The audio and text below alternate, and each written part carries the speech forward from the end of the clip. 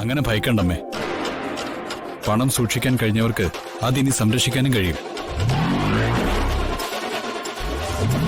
അച്ഛൻ പണം വാങ്ങണം.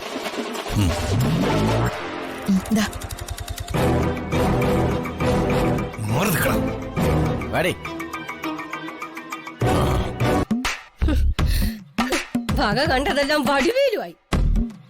10 പൈസ മോട്ടിച്ചു പോലും ഉണ്ടാക്കാൻ സമ്മതിക്കാത്ത സാമദ്രോഹികളാ. സഹോദരങ്ങളാണത്രേ സഹോദരങ്ങള്.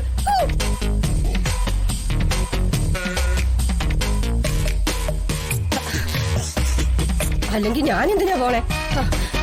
നിനക്ക് ഞാൻ വെച്ചിട്ടുണ്ട് കേട്ടാ. അച്ഛൻ ഈ പണം എന്ത് ചെയ്യാൻ പോവും? എന്റെ ഒരു കൂട്ടുകാരന്റെ ഓട്ടോയല്ലേ ഞാൻ ഓടിച്ചിരുന്നത്. അത് കത്തിപ്പോയില്ലേ? ആ ഓട്ടോയുടെ പണം തിരിച്ചു കൊടുക്കണം. മറ്റുള്ള അത്യാവശ്യ കടങ്ങളൊക്കെ വീട്ടണം. അത് അത്യാവശ്യമായിട്ട് ചെയ്യണം. ഈ പണം അധികകാലം സൂക്ഷിച്ചു വെക്കാൻ നോക്കരുത്. ഇല്ല മോനെ. അച്ചച്ച, ഈ പണത്തില് നോട്ട് ഇടുന്ന 6 കണ്ണുകളെ സൂക്ഷിക്കണം. കരികന്മാര്.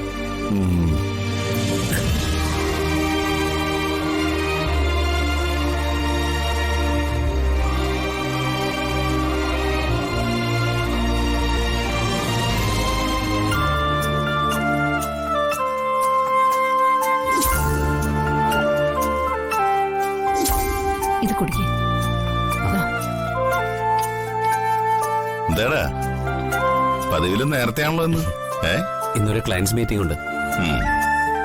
മോനെ, അമ്മ ചോദിക്കുന്നതുകൊണ്ട് മോനൊന്നും തോന്നരുത്. അമ്മ ചോദിക്കേ.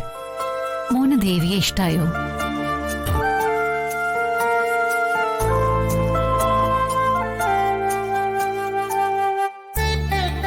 മോന്റെ ജീവിതത്തിലേക്ക് കടന്നു വരാൻ പോകുന്ന പെണ്ണ. പൂർണ്ണ ഇഷ്ടമുണ്ടെങ്കിൽ സമ്മതിക്കാവൂ. അതവനറിയാം. പൂർണ്ണമായി ഇഷ്ടപ്പെടുന്ന പെണ്ണിനെയൊന്നും ആരുടെ ജീവിതത്തിലും കിട്ടാറില്ല.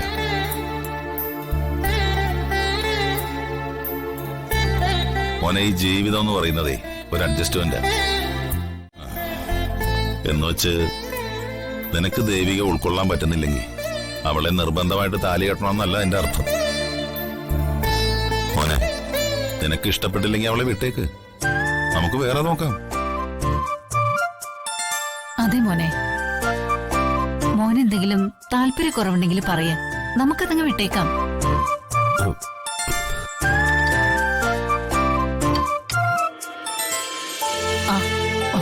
മോനെ, മംഗലത്തെ അഞ്ജലി മേനോനൊരു മോളുണ്ട്. ആള് നല്ല സുന്ദരിയാ. നമുക്ക് അതൊന്ന് നോക്കിയാലോ? അവർക്ക് താല്പര്യമുണ്ട്. പിന്നെ അത് നമുക്ക് ആലോചിക്കാം. അതിന് എനിക്ക് ദേവിക ഇഷ്ടപ്പെട്ടില്ലെന്ന് ഞാൻ പറഞ്ഞില്ലല്ലോ. ഇനി വേറെ പെണ്ണൊന്നും നോക്കി ആരും കഷ്ടപ്പെടണ്ട. എന്നുവെച്ചാ എന്താ ഇത്? എന്ന് വെച്ചാ ശ്യാമിന് ദേവികയെ കല്യാണം കഴിക്കാൻ പൂർണ്ണ സമ്മതമാണെന്ന് അല്ലേ മോനെ?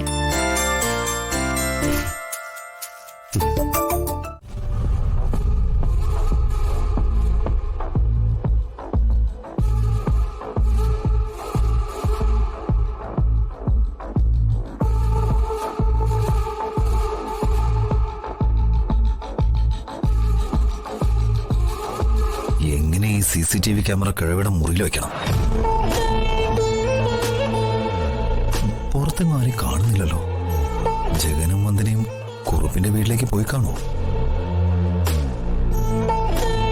അവരിവിടെ ഇല്ലെങ്കിൽ കാര്യങ്ങൾ കൂടുതൽ എളുപ്പമായി. എന്തായാലും നോക്കാം.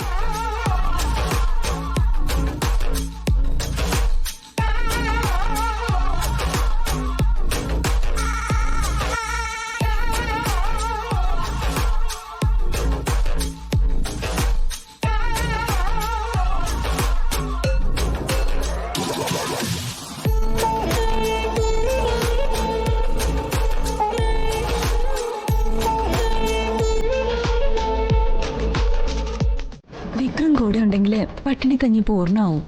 സഹകരിക്കണം. വളരെ സന്തോഷം. എനിക്കിപ്പോ പോയിട്ട് അത്യാവശ്യമുണ്ട്.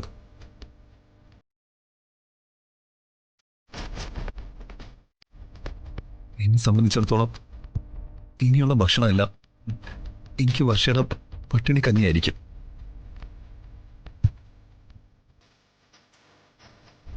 ഇനി ഒരിക്കൽ വരാം.